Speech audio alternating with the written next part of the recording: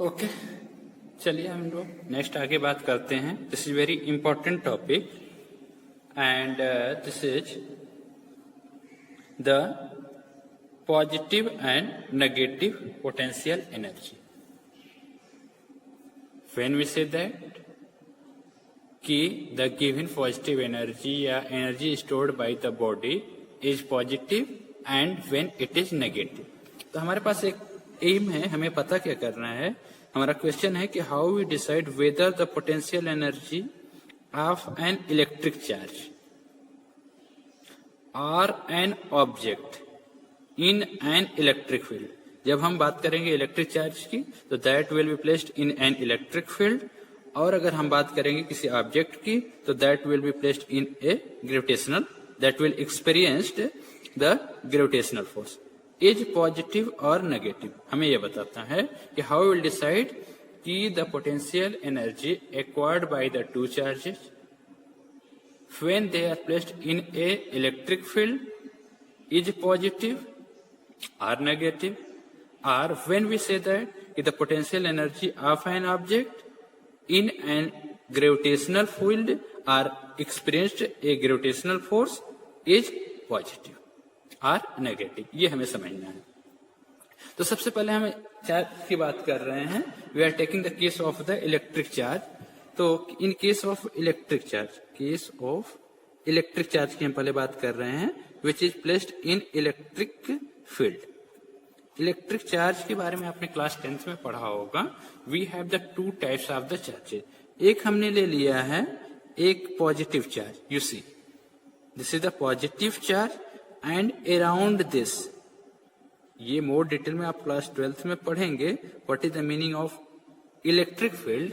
लेकिन इसको आप समझ लीजिए कि जब कोई चार्ज होता है तो अराउंड दैट उसके चारों तरफ एक रीजन होता है, एक एरिया होती है, in which if you bring some other charges, मान लीजिए अगर हम पॉजिटिव चार्ज को यहां ले आते हैं इसके अंदर, if you want to bring negative charges inside this या नियर टू दिस चार्ज, तो this charges will experience some force. ये जितने भी चार्जेज हैं इनके बीच कुछ ना कुछ फोर्स लगेगा, उस फोर्स को हम बोलते हैं इलेक्ट्रोस्टैटिक फोर्स। क्लियर? और आपने वहां पढ़ा होगा कि जो इलेक्ट्रोस्टैटिक फोर्स होता है दैट में भी रिपल्सिव और दैट में भी द अट्रैक्टिव भी हो सकता है और रिपल्सिव भी हो सकता है, depending upon the nature of the charges. ये आपको पता होगा कि अगर टू लाइक चार्जेज, लाइक का मतलब कि पॉजिटिव पॉजिटिव अगर हम लें या नेगेटिव नेगेटिव चार्जेज लें तो उनके बीच हमेशा क्या होता है, रिपल्सन। और अगर पॉजिटिव और नेगेटिव है, नेगेटिव और पॉजिटिव नेगेटिव हो, तो in that case there is always a attraction. ये समझ में आ गया? अब आप देखिए, जब हम इस चार्ज को, this positive charge is bring to this charge, इसके पास में अगर हम ले जाना चाहते हैं, क्लियर? तो when a positive charge is bring near to a positive charge, so what will happen? There is a force of repulsion, and if you want to bring near to that, so what we have to do?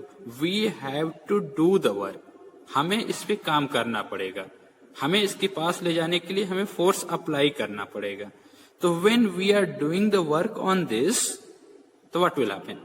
That work will stored as a potential energy and that energy is said to be positive। Clear? कि अगर external work किया जाता है किसी system पे, किसी भी system पे अगर एक्सटर्नल वर्क किया जाता है तो इन दैट केस यहाँ पे जो आपका और भी पॉजिटिव चार्जेस हम ले सकते हैं, सो मेनी पॉजिटिव चार्जेस आते हैं, तो ये अगर पॉजिटिव चार्ज के पास ले जाते हैं तो द एनर्जी जो होती है potential energy that will be equal to positive potential energy. क्यों? क्योंकि we have to do the work. अगर हम बाहर से एक्सटर्नल वर्क करते हैं तो that work will be stored in that system. आपकी एनर्जी कम होगी, external energy will reduce, but उस सिस्टम की एनर्जी जो होगी वो बढ़ जाएगी, इसलिए उस एनर्जी को हम बोलते हैं पॉजिटिव पोटेंशियल एनर्जी। क्लियर? अब हम बात कर रहे हैं नेगेटिव का। देख लेते हैं कि अगर हमारे पास नेगेटिव है ये चार्ज और ये पॉजिटिव है तो इनके बीच कैसा फोर्स लगेगा? That force will be the attractive force. ये अपने आप चला जाएगा। इनके पास नेचुरल फोर्स है, नेचुरली एक इनकी टेंडेंसी है कि this charge will automatically move towards the positive charge, हमें कुछ फोर्स नहीं लगाना है। तो इन दैट केस कि अगर हमें एक्सटर्नल फोर्स नहीं लगाना पड़ता है, अगर एक्सटर्नल वर्क हम नहीं करते हैं, तो इन दैट केस क्या होगा, दिस केसेस, ये जो आपका होगा, this case negative potential energy is said to be. ठीक है, तो व्हेन अब देयर विल द अट्रैक्शन, तो अट्रैक्शन की वजह से क्या होगा, the energy will be the negative, मतलब सिस्टम आपका खुद काम कर रहा है, we don't need to supply any energy, हमें वर्क नहीं करना पड़ रहा है, तो then that potential energy is said to be negative. मतलब हमारा मेन कंक्लूजन यही हो गया कि जब हम किसी सिस्टम पे वर्क करते हैं, क्लियर, तो that cases the energy stored in that system is positive. और अगर सिस्टम खुद वर्क कर रहा है, अगर हम बाहर से कोई एक्सटर्नल वर्क नहीं दे रहे हैं, तो इन दैट केस जो भी एनर्जी स्टोर्ड होगी उसमें, that energy is said to be negative. This is for the electric charge. तो मेन हमारा इसका कंक्लूजन ये है कि कंक्लूजन हम लिख सकते हैं कि potential energy will be positive, potential energy will be positive कब, when external work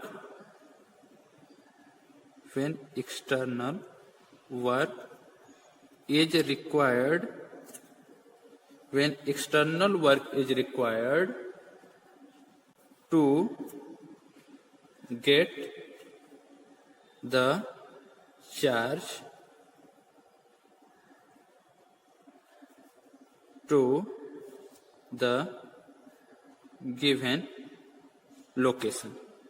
इसका मतलब क्या है कि जब हम इस चार्ज को, पॉजिटिव चार्ज को यहां पे ला रहे हैं, इस लोकेशन पे हम लाना चाहते हैं, तो हमें अगर एक्सटर्नल वर्क करना पड़े तो उसको हम बोलते हैं positive, and it is said to be negative, it is said to be negative कब, negative if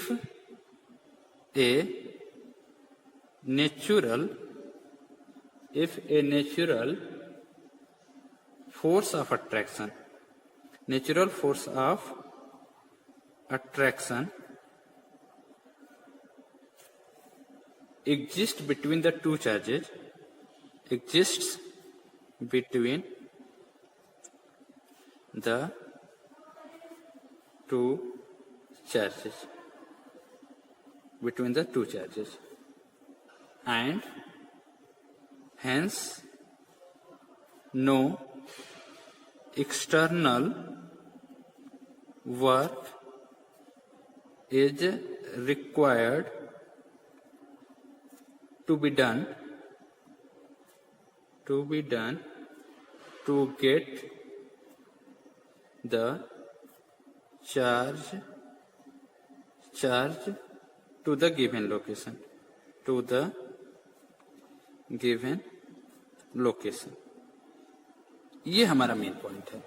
this is the 2 point, main point कि in case of electric charge हम पोटेंशियल एनर्जी को पॉजिटिव कब बोलेंगे, जब हमारा फोर्स उनके बीच जो है वो आपका रिपल्सिव फोर्स है और हमें एक्सटर्नल वर्क करना पड़े, और जब हमें एक्सटर्नल वर्क ना करना पड़े, उनके बीच फोर्स ऑफ अट्रैक्शन हो, तो in that cases that will be the negative. मतलब कि अगर इसका मतलब क्या हो गया, कंक्लूजन हमारा हो गया कि for in case of, that is in case of like charges, like का मतलब या तो दोनों पॉजिटिव हो या तो दोनों नेगेटिव है, like charges potential energy gain by that potential energy will be positive, और in case of, that is in case of